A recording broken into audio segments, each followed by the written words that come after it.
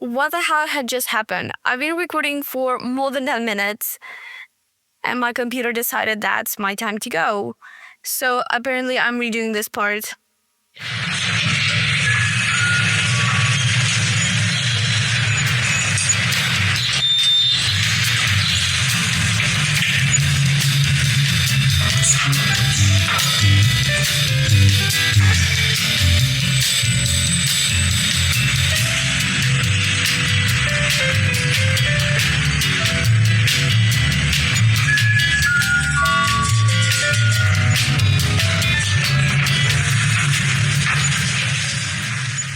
Hey, hi. Oh my gosh, it's been a while. I'm gonna start with a public apology. Not to you guys, to myself. I'm gonna make it this quick because I already apologized to myself, but I wanna make a commitment.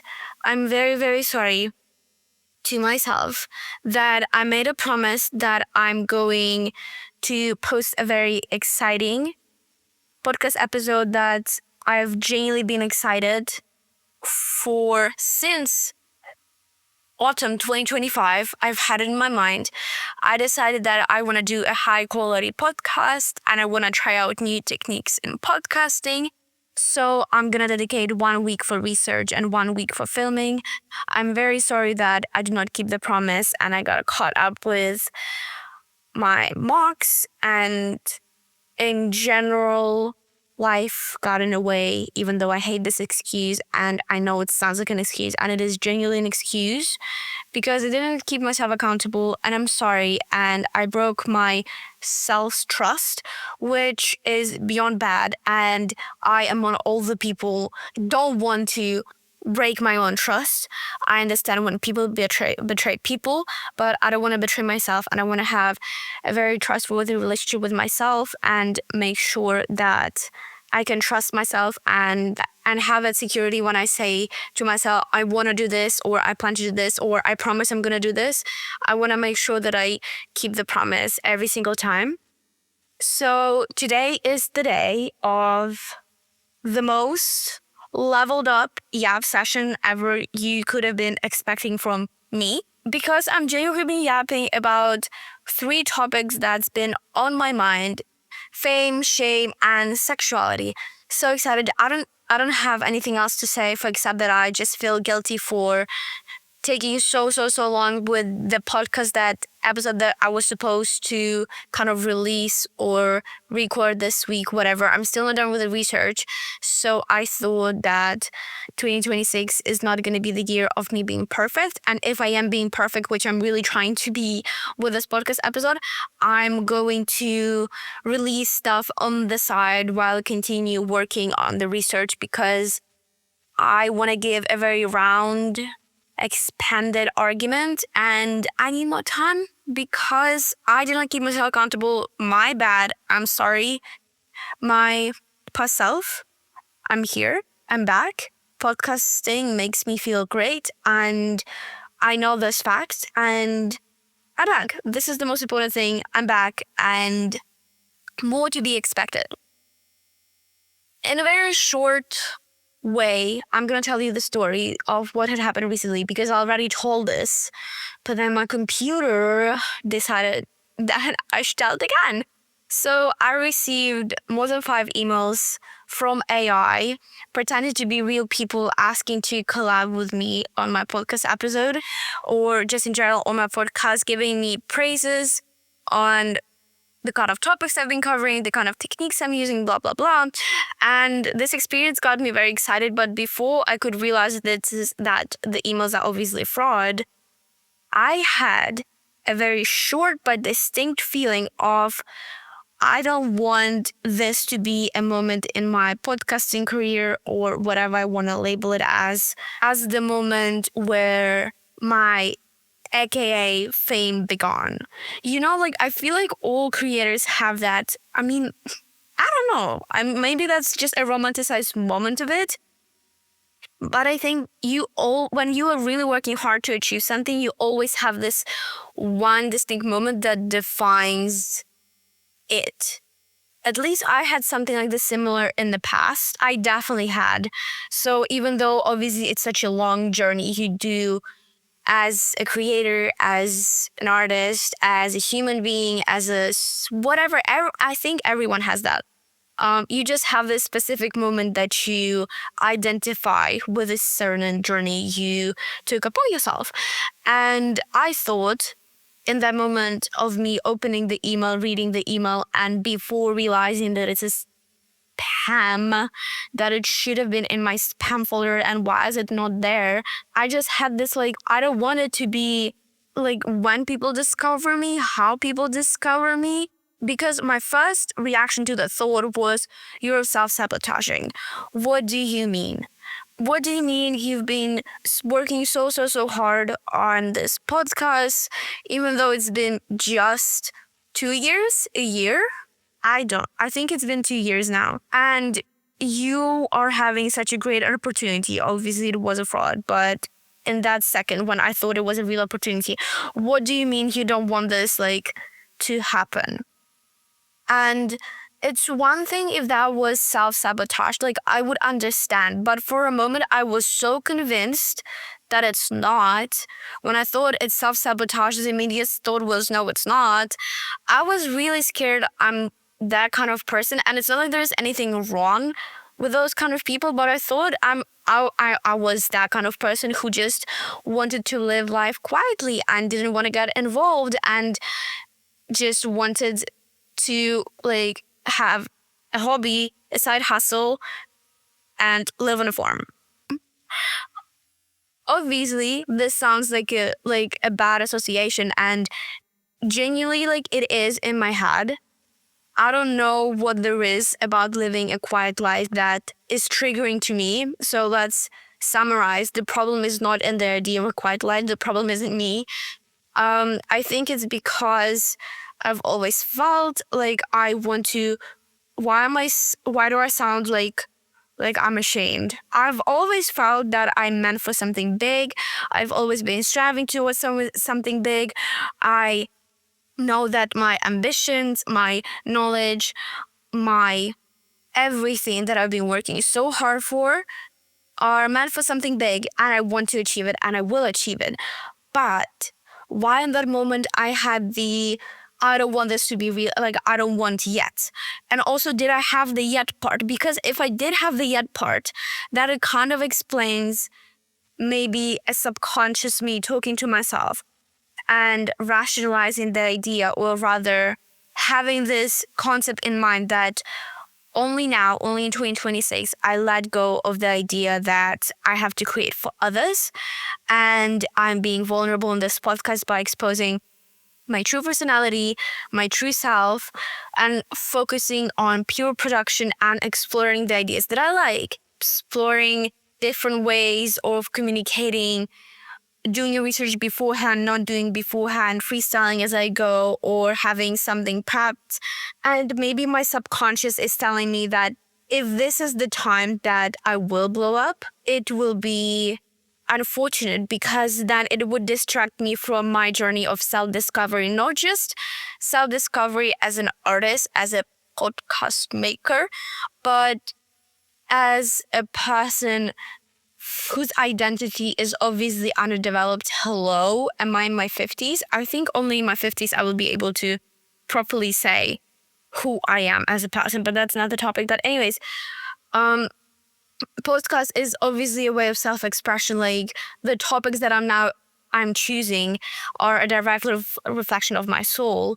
So maybe that was my subconscious self telling me that, hey, if this right now happened, it would be a shame because then your journey of self-discovery will get like muddier and mixed with trying to keep up with the audience and fulfilling the dreams of whoever wants to be present on your podcast and adapting and doing all of this stuff to cooperate instead of just focusing on my own journey, which I think, and maybe even in this moment, because right now, as I'm talking about this, all I'm seeing in front of myself is the image of me taking the visual arts course in my DP years. And today I was talking to my visual arts teacher and she was giving me feedback and I was looking at her and I genuinely realized, oh my gosh, this experience is about to end. I'm about to graduate, and I'm never gonna have her as my teacher again. I'm never gonna have this class again, and the journey comes to an end. And I should really delve more into how visual arts have made me feel. But right now, I'm really, really linking my visual arts journey to my podcasting journey, because visual arts started as a course I took because I like art. I did art school, so I think I can confidently say that this would have been an easy choice. It's not an easy choice. Visual arts is so much work, but some way along the journey, not even partially, obviously it's still a lot for me about the grade, but definitely a huge part of me, at least right now, seeing my DP visual arts journey as a journey of exploration of the self. Obviously, lots of factors had to play in. I had to be broken up with for this journey to begin. I didn't think it would have begun any other way, but nevertheless, the factors all played their own role. There were variables, tons of them, and somehow I started this very important journey of self-discovery and self-exploration. If none of these things had happened, if visual arts had never happened to me with this specific teacher, with a specific time, with a specific environment, with a specific people surrounding me, and specific heartbreaks, I wouldn't be able to come to the conclusions I'm coming right now with this entire podcast. I wouldn't be able to direct myself on a journey of I am here for myself and the digital footprint I want to leave. I wanted to be authentic and I wanted to be me. So this is me trying to justify and rationalize the very short glimpsey feeling that I had. But that moment in time really, really scared me, because what if my subconscious knows that I don't want a loud life? What if it knows that all I want is a coffee in the morning, 50 children, a husband, and a farm? Obviously, this is now becoming a metaphor. But I think my younger self would totally be upset with this kind of future if I do end up doing this. But I think it just means that even at the young age, I had the issues around this topic of living a small life. And if my future self has to, if she finds comfort in it, and if she realizes that this is the life I want to live, this is her only life and she should go for it, and my younger self has nothing to do but just accept it. And for now, I think I'm more than happy to live an illusion that I'm going to live a very loud and vibrant life where I'm going to have millions of experiences. Also, what stops me from having a quiet life and still live million of experiences? Nothing. So I think it's my closed-mindedness talking, even though I do consider myself as an extremely open-minded person. I think there's always those parts that are closed-minded that you don't even know exist until something like this happens and you have the glimpse thought and then you reflect on it on your podcast. Another thing that connects to another topic of discussion of this podcast episode is sexuality. And when I received the email, it was obviously addressing the She Talks Too Much podcast. And this is the way the podcast is named right now. If I decided to rename it in the future, you're listening to this, it's called right now She Talks Too Much in all capitals.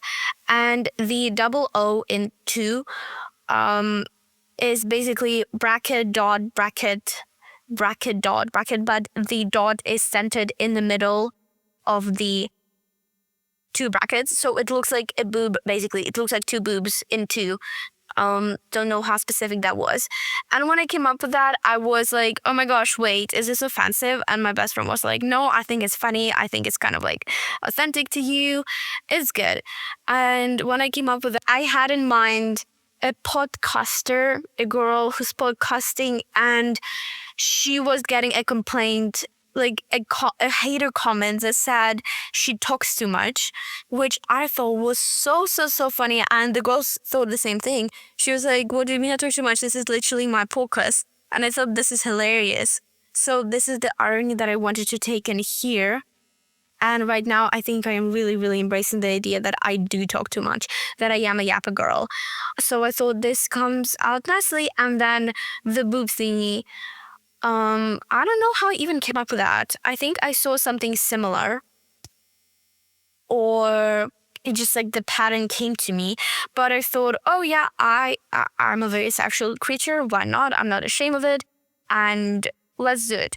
But then when I received an email that was saying, "Hello, she talks too much, team," and I saw the boob and I saw the funky name, I also had kind of a mixed feeling of, is this how I want to be perceived? Because obviously this is an authentic forecast to my experience, and I want to somehow translate myself into the titles. I want to translate myself into the titles of episodes and description, and obviously the title of the podcast. But there was something degrading about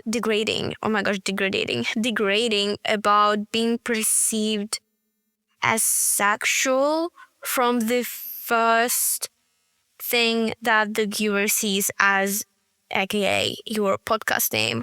More people know there's nothing wrong about being sexual, but it really led me onto the journey of thoughts, just thinking and processing why it bothers me. And I realized that it bothers me because it makes me think of over-sexualization, and that without even asking for it, I'm asking people to over-sexualize whatever I'm doing. I am a person who will be openly talking about sex, about menstruation, about reproduction, about basically basic human anatomy, basic female rights. Like, okay, publicly there is nothing, like, I hate the idea of shame around women's body. I hate the idea of shame around reproductive organs. I hate it, like, everything. Like, I don't understand why we have to shame something that gives life, something that represents life, something that is Mother Earth, aka woman. So you could see the "she talks too much" name in this way, but in that moment of someone who I thought in the moment was being a very official guy or girl contacting me to make a collab. And just by saying the title of the podcast, they kind of reinforcing the idea of boobs, and I don't know how to describe it anymore, but something about it bugged me, and something led to something, and I realized it was about sexualization, and not even sexualization from other people, not other people sexualizing me, because this is the idea I come across. I actually don't want to say, but the whole point, it came from within, me sexualizing myself. And obviously, it couldn't have been innate to me. So I must have learned it from somewhere, obviously. And I have ideas from where I've learned this, but I don't feel like I want to discuss it here. But I just want to make it clear that I totally learned this from somewhere. And now we're in a situation where this behavior is learned. And I remember attending my somewhat first therapy session, and I started talking about sexuality because I feel like that is a big part of me. And I said that I'm a very sexual creature. And I know that this can be seen as bad, but I don't think it's bad. And I think, like, and maybe in the future I do realize that, it was never about sexuality, it was about, like, other issues that I had, and I was never sexual. Like, that's the thoughts that I was literally having, I think. if I am like recalling this correctly, and memory is reconstructive, so can't trust that 100%. But I do think every time I would address myself as a sexual creature, which obviously as a human being you are, it's just the extent to which you are a sexual creature. And I thought I was a bit more than average, okay? And then I realized that when I was talking about it, I was like, yeah, I know that I am, and I accept it. But I don't think I really did. I don't think I did, because literally, okay, time to be vulnerable, because I had a moment of realization that just blew up my mind, because oh my gosh, okay. You know the trend where they say, oh, to be loved innocently, and then romanticization sounds romantic music, blah, blah, blah. Like, I remember crying to one of those videos. I remember being like, damn, I wish someone loved me. Like, I wish one of my partners loved me innocently and didn't see me as like purely sexual. And today on the way to school, I was thinking about it. I was listening to Somber and I was thinking about it because that's the vibe. And I realized my first love, like my first and only like proper like heartache experience love, proper, they loved me innocent. They never. Whenever we would do something for the first time, I would always be like, for how long have you been thinking of doing this? Like, were you planning to do this today? Why today have you chosen to make a move? And he'd be like, bro, like, no, like, why do you, like, don't make it sound this way. Like, I was not thinking, like, I was not planning anything. And it would be very evident that he would be kind of like upset by my assumption that he was planning this, which I can understand. And I think I view this as like not as micro cheating, but it kind of goes in the direction of I wanted something specific from you, so I was planning to have it, and this was my goal. And he just wanted to make sure that I didn't think that that was the goal. The goal was to spend time with me, and it happened to lead to the sexual activity. So I just had this moment of, wow, I was never sexualized in that relationship, yet I felt like I was. Why did I feel like I was sexualized in that relationship if I'm looking back on my memory, on the facts, on everything, and the answer is a big fat ass no, I was not. It's because I was self-sexualizing myself so much. And this might sound like such a silly claim. Like, I'm not even sure who's interested in listening to this, but I think this is, if I am renaming the podcast, it's going to be something like self-therapy. Because I do have enough self-awareness to be able to afford that. Okay, guys. So anyways, I realized that there was a lot of self-sexualization that was coming from within me and somehow reflecting from him to me. Meaning that it's not like he was always sexualizing me. And there's a difference between seeing your partner as sexy and attractive versus sexualizing them constantly. And even if and when there were moments when my partner would see me as sexy, I think in all moments, no matter if he saw me as cute, sexy, pretty, beautiful, handsome, whatever, I think all I saw in his reaction to me was self-sexualization. I think so.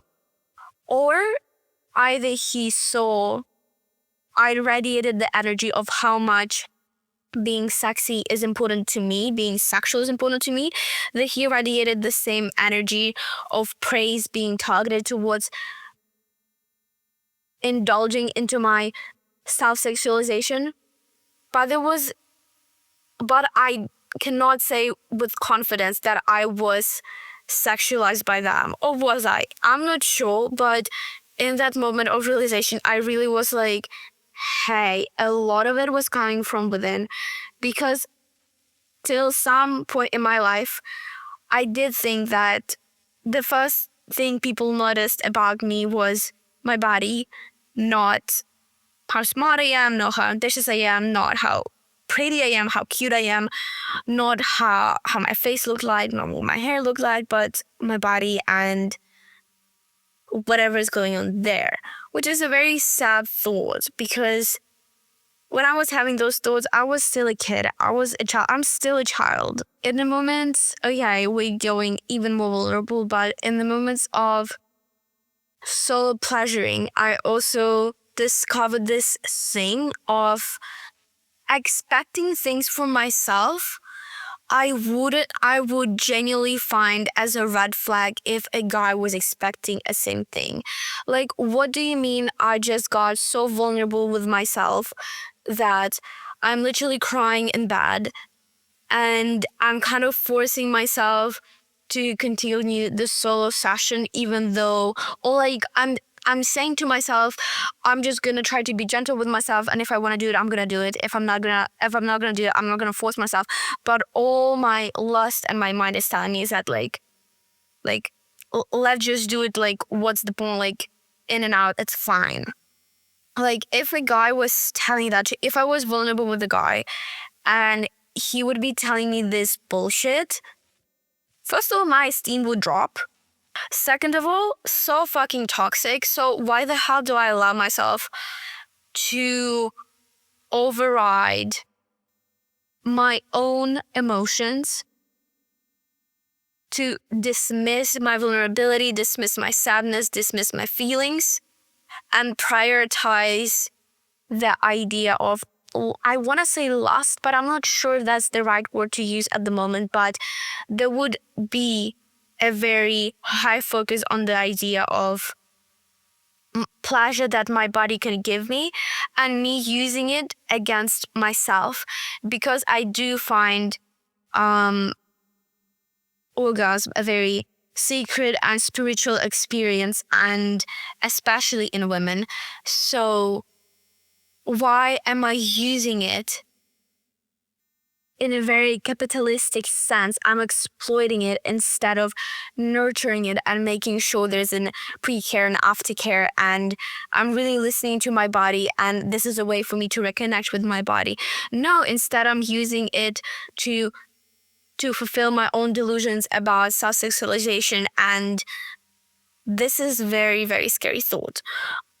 But I think it's a very sad and important topic for me to realize, because how am I expecting others to love myself innocently when I even can't enjoy my own company innocently? And I think it just says a lot about the intimacy that I had and intimacy that I'm having with myself. Like, it is very goal orientated, which is, again, I think such a male-ish quality, and especially capitalism quality. So I don't want my mind to be corrupted by those things. I want to stay intact with my femininity, and I want to explore my spirituality and everything. And I would just not want to be corrupted by any of those things. And it is sad to look back on the past and realize that that tiny girl, even though she was not tiny, she was so tough. I'm not saying my like 7-year-old self. I'm saying literally my 15-year self. She was so sexual towards herself, even though she's literally a kid. Why would she think of herself that way? That is just sad. I find it very sad. And is this why, but looking at the positive side, I think being sexual also helped me to be very open about sex, an idea of intimacy, an idea of sexuality. I think this is a very positive side and a positive lesson that could be learned from this entire experience, that this is not something to be shamed, but this is something that one shouldn't indulge, and one should separate the idea of sexuality from sexual exploration from oneself.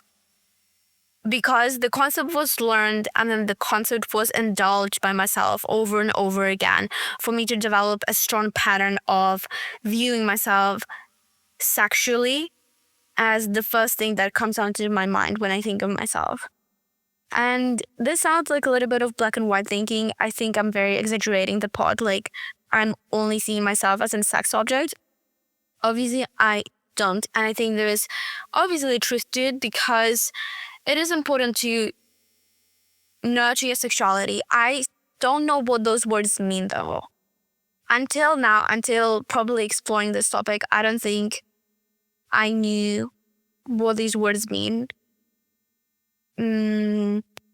So I think there's a lot that I still can learn from what it's actually like to feel sexy, because I was also looking back on all the times in the past where I would be wearing like revealing clothes and trying to come across as sexy. That would be a lot of still uncomfortable feelings around it. Hey, so sorry for the interruption. It's me from the future. Not even done editing this podcast, but I felt like I have to insert myself here and add a few more points that I didn't bother to write down. So beware of my mental vomit is about to come out. In this topic, obviously, I'm addressing a very, very vulnerable topic to me. I know the difference of exposing myself this way to a friend and family, and the difference of exposing myself this way to the social media and leaving a digital footprint. But I do believe that talking about female sexuality, which is mainly the topic of this podcast, besides the shame and fame part, and specifically female sexuality, is an important topic because of how quickly it gets silenced. And the fact that it gets silenced and just shows the idea, the power behind female sexuality, the charge it carries, the vibrancy it carries, the positivity, and in general, the capability it carries to unite and create something bigger. And the fact that it is getting silenced and it's getting shamed and dirtied mostly by misogyny and patriarchy, aka through men, is a very concerning topic of mine that I'm passionate about. Therefore, I think by speaking up, even though this literally started as a self-discovery, I had this thought recently kind of topic, I think it obviously is taking a political turn, and we can talk about how any single thing you're passionate about has a political side to it. But I thought it's very important to quickly address men in me trying to talk about my sexual experience with my sexuality, and especially self-sexualization. I already mentioned the part where I said that obviously self-sexualization had to be learned. And unfortunately, this comes from the idea that we are born in a society which is built on a lot of pedophilic, misogynistic, and in general women shaming ideas, and we are forced to navigate and learn how to function within these frames built by misogyny, built by patriarchy, and embodied by men. Therefore, me saying that this is my experience and this is who I was in the past, either self-sexualizing myself more or less, is in no way me blaming my younger self for doing so, because till a certain time she didn't have the capacity and knowledge to realize what she was doing, and all she was doing is, I think, behaving from the norms that were established before her birth, and the norms that she was obeying, and only recently she thought of questioning. And when she delved deeper inside herself of why she behaves the way she does and why is she doing things that she's doing and what do these things actually make her feel, how do these things actually make her feel, she stumbled upon lots of interesting information that she didn't have a way of going around before. And another important point I want to address is that a lot I've seen when women see and examples of other women who self-sexualize themselves and put themselves out there to gain male validation, to gain male validation, because that's what self-sexualization is about at its root, I believe. And I did come across the idea that I don't know the difference between what it's like to be sexy and what it's like to be self-sexualization, because even when I started recording this podcast, I thought those are the same things. I would be saying them like, I know it's very important for a woman to feel sexy, but for me, sexy and self-sexualization would be one type of category. Now we know that that's false. And now I came to the conclusion and realization in general that I have no idea what nurturing your sexy side means. And I'm very excited to find out in my nearest future. But when women come across other women who are doing everything for male validation, they see those women very negatively instead of sympathizing with them, because those women, and I'm not sure how accurate I can be here, but I don't think those women have the capacity, not even the capacity, it sounds very negative. They do not have the knowledge, self-worth, maybe support from family or friends. I don't know what it is, and I don't know what I was lacking myself, because I was always surrounded by the best of the bests. But I think there is something that women are collectively lacking that leads them to the idea that they have to perform and they have to emphasize their sexuality to be wanted, and the idea to be wanted and centering your life around the idea that one must get wanted to be worthy is a crazy idea. So I think this is about it, but I also want to emphasize the idea that this is my experience, and it is being fairly hard for me to translate the very perceptionist experience into words. And maybe you don't even have idea what I'm talking about, but that's not the point. The point is that I'm talking about it. And I think that is just very important to do, to keep talking about it. And that's all I have to say. And good luck, and I will let you resume. Enjoy the rest of the episode. Maybe 2026, or in general, my experience right now is about finding out more about myself as an innocent human being, because I have prom soon and I ordered a dress and came, and I'm so happy with my choice, because instead of choosing something that would emphasize my figure and like show me as, again, sexual, I bought something that is genuinely just a princess dress, and I just found myself being so happy about it. And I asked my grandma about the dress, and she was like, no, this is not something like, look how sexy I am. This is a dress that, look how elegant I am. Look how beautiful I am. Look how romantic I am.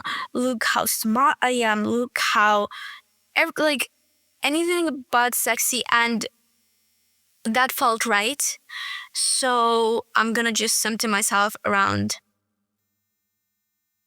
thinking in that direction, I think, because now we know that there's patterns that I tend to follow, and I wonder what's gonna happen if I'm gonna stop following them, because I'm a huge fan of rewiring my brain and making sure that whatever neural connections I have established, how I can rearrange them and what's going to change. And I think I've been already explained that with my sexuality, but the realizations that I've been having recently is just next level realizations. So I'm just excited to see where that's going to lead me. because the minute I'm gonna break the cycle of self-sexualization, I think something new's gonna come up. And I wonder what that something new will be. Because maybe I'm wrong. Maybe I am a very highly sexual creature, and there's nothing wrong with that.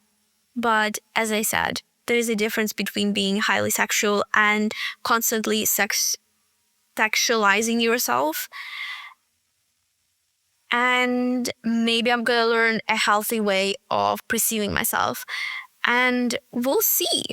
We'll see. I don't know. I don't think I have any brain capacity to add anything more to this. So I'm gonna wrap this out. Thank you so much for listening. I really enjoyed your company. Thank you so much for being here. Thank you so much for choosing to spend your time with me on all the things that you could have done. I'm so happy you chose to be here, and I'm gonna see you soon. Bye, and thank you again.